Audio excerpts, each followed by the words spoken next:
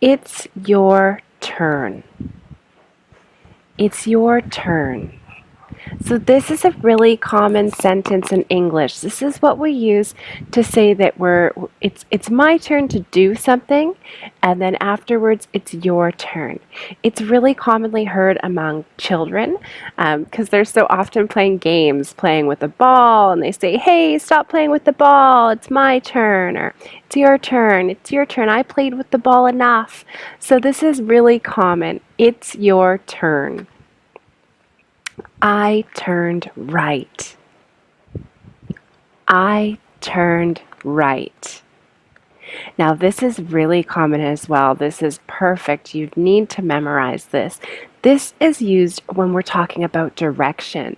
So you actually, you physically turn. I turned right. You physically turned right, or you physically turned left. So you could be walking, driving, running. It doesn't matter, but you're talking about direction. What's up, sweetheart? You look troubled. What's up, sweetheart? You look troubled. This is also a very common phrase among parents speaking to their children. Troubled is like unsettling. The child looks just not happy. They walk into a room, you see the look on their face, and you know something's wrong. And that's when we say, you look troubled. What's up, sweetheart? You look troubled. Oh, and this is a great one. I think Yelena's followers will really like this. What are you afraid of? Everyone really needs to memorize this sentence. What are you afraid of? You know, we start using it when we're children. Adults talking to children saying, "What are you afraid of? Go into the room. What are you afraid of? The dark?" But then as adults, when we start to have different experiences, we use it to talk more about experiences in life. So, what are you afraid of? Date that guy. He's really cute. What's wrong with you? What are you afraid of? So, this is a really good one to remember. Now, here we go talking about directions again. So, he made a sharp turn to the right. Okay, so that means he physically turned to the right.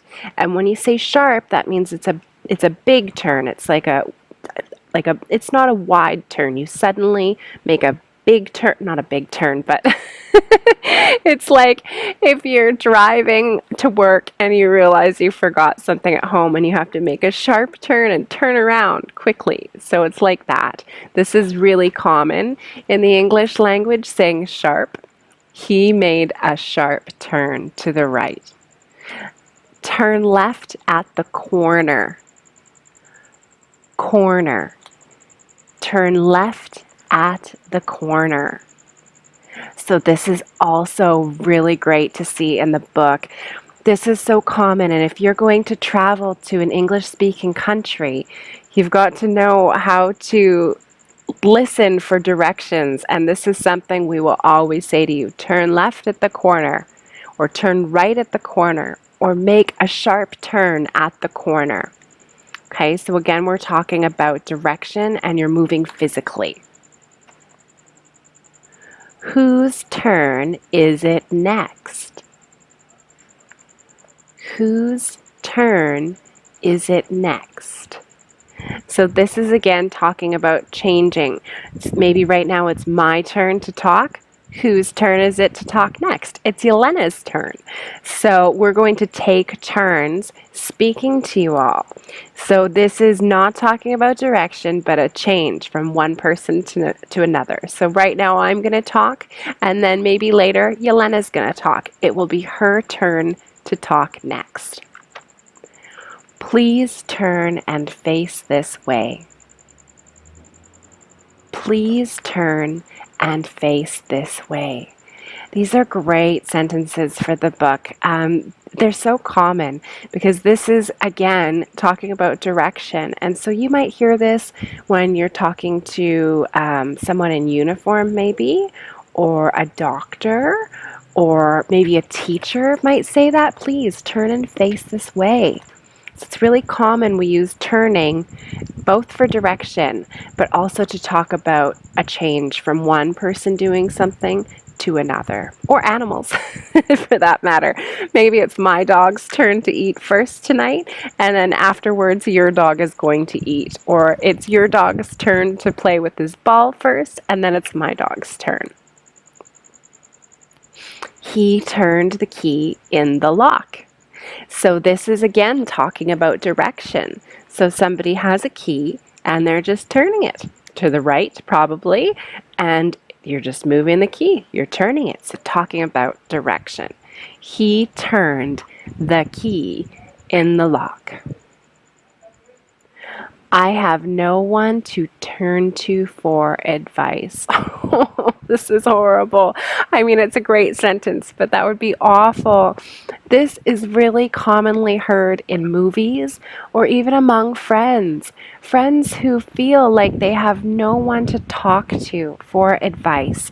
So this is really good. This is like a metaphor for changing your direction, but because you turn to somebody, when you're talking to someone, you face their direction and you share your challenge or your great news. You know, it doesn't always have to be negative, but you turn to them for advice about whatever situation. So we say this a lot in English, and it's really good to have these sentences to hear the difference when we're talking about using the word turn for a direction, or when we're using it metaphorically like this, I have no one to turn to for advice, or if we're talking about changing turns from my turn to your turn. Also very good for the book. You can't turn around here. How many times have I heard that in my life? So you're driving a car usually, you realize you've gone down the wrong road, and you realize you can't turn around here. So you have to keep driving down that road until you can turn off and turn around. So this is a really good one. You can't turn around here. Turn the key to the right, so that's similar to the other sentence. Turn the key to the right, so that's direction.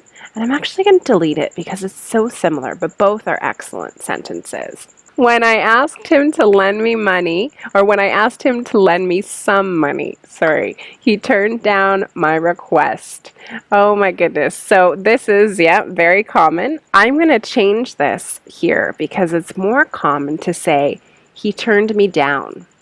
We always try to speak the most efficiently in whichever language we're speaking, the shortest form possible. So this is what we'd say. When I asked him to lend me some money, he turned me down. Oh no. So that just means he said no. He didn't physically push my face or my body to the ground and turn me down. It means he said no. He turned me down means he said no. I could say, do you guys want to go to the gym together? And you guys would probably turn me down. Nobody wants to be on camera when you're exercising at the gym all sweaty. So this is really commonly used in English, being turned down. You don't say turned up, never, but you always say turned down. So this is really common. Oh, I can't believe you turned down that job. Yes, we say this all the time. These are great sentences from the book using the word turn. I can't believe you turned down that job. We say exactly that to friends, to colleagues, when they've been offered a job and they turned it down. They decided not to take it. And then we say to them, I can't believe you turned down that job. This is really common. And someone might say it to you. So it's good to memorize this one because you guys might hear it, and it's so good to it's good to make sure your ear is accustomed to hearing the different ways that we use turned down or use the word turn, the verb turn, if it's physically talking about direction or being turned down, for example. So this is really good. Please turn in the report by the end of the month. So this is most commonly heard in a workplace. Um, it could be heard at school, but I mean, usually we have deadlines a little bit sooner than the end of the month. I would say, well, I guess it depends if it's the 25th of the month, but this is really commonly heard or this is quite commonly heard in the workplace. So please turn in the report. That means hand in, give. In this case, it means give. So please give the report. Now, you couldn't say, please give the report by the end of the month. Sorry, you'd have to say, give me the report or give Yelena the report. But you could just say, please turn in the report by the end of the month. And that just means you have to hand it in. Please turn in your homework to Yelena after class. Okay, so that is really, really helpful to know. You're going to find that is said so often in the workplace, and people might say, please turn it in when they're talking about something. Maybe, I mean, it could be a report, it could be a bunch of files. It doesn't matter. It means that you're handing something in, you're passing something to another person. The old woman turned around and gave me a smile.